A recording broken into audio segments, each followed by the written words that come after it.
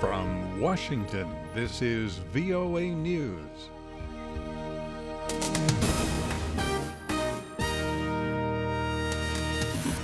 I'm David Forrest reporting the Islamic State launches 2 attacks in Syria. 50 people have been reported killed in Syria after Islamic State militants captured part of the northern city of Hasaka. Witnesses also report extremists executed 20 people near the town of Kobani. Edward Yeranian has more. Civilians fled fighting Thursday in the northeastern Syrian provincial capital of Hasaka as Islamic State militants made inroads into the city. Syrian government forces control southern portions of the city, and Kurdish militia fighters control regions to the north. Rami Abdel Rahman of the London-based Syrian Observatory for Human Rights insists the battle for Hasaka continues. He says that Islamic State has taken control of part of the city of Hasaka for the first time, but that fighting and clashes are continuing. Edward Yeranian, Cairo. A senior U.S. administration official says nuclear negotiations may not reach final agreement with Iran by a June 30th deadline. The official said negotiators are expected to be at least close to an agreement on the 30th. The president of Nigeria will meet with U.S. President Barack Obama next month. The men will discuss the fight against the militant group Boko Haram, as well as other issues. The White House said Thursday Mr. Obama will host President Muhammadu Buhari at the White House on July 20th. Pakistan has rejected Afghan allegations that an officer of its intelligence agency was involved in a recent attack on the Afghan parliament. A spokesman for the Pakistani Ministry of Foreign Affairs said the country is committed to having good relations with Afghanistan. This is VOA News. Greek Prime Minister Alexis Tsipras has begun Thursday's round of talks with Greece's creditors in Brussels in hopes of achieving a bailout agreement to save Greece from default next week. Wednesday's round of meetings with Eurozone ministers ended early on Thursday morning, but no agreement was in place.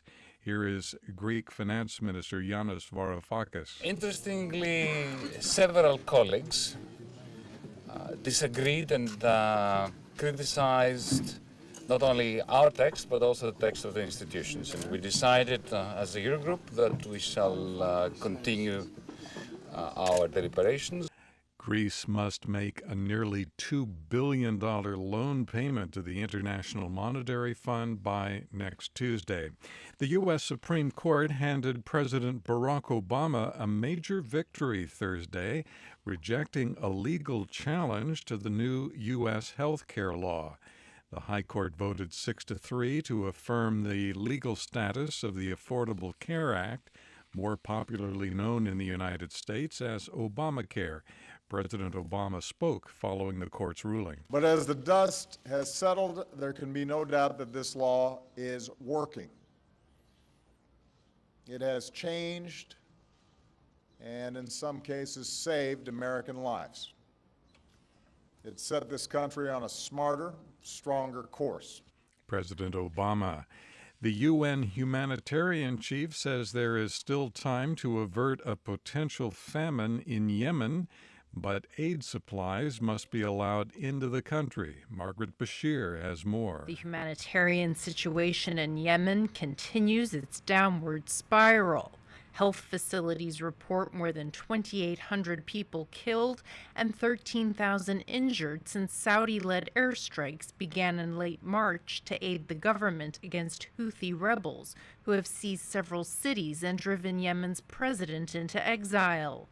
The country, already one of the poorest in the Arab world, imported 90% of its goods before the conflict. A Saudi blockade of Yemen's ports has made it nearly impossible to get fuel, food, and other urgently needed supplies to the 80% of the population in need of humanitarian assistance. Margaret Bashir, The United Nations. This week's high-level talks between U.S. and Chinese officials underscores the two countries' uneasy relationship despite an effort to build better ties.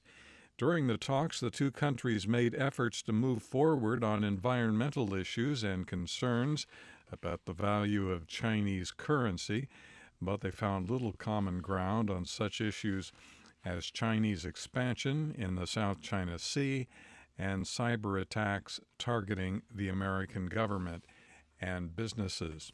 On Wall Street, U.S. stock indexes down at the close of trade today. European markets were mixed, and on Thursday, Asia markets closed down. From the VOA News Center in Washington, I'm David Forrest. That's the latest world news from VOA.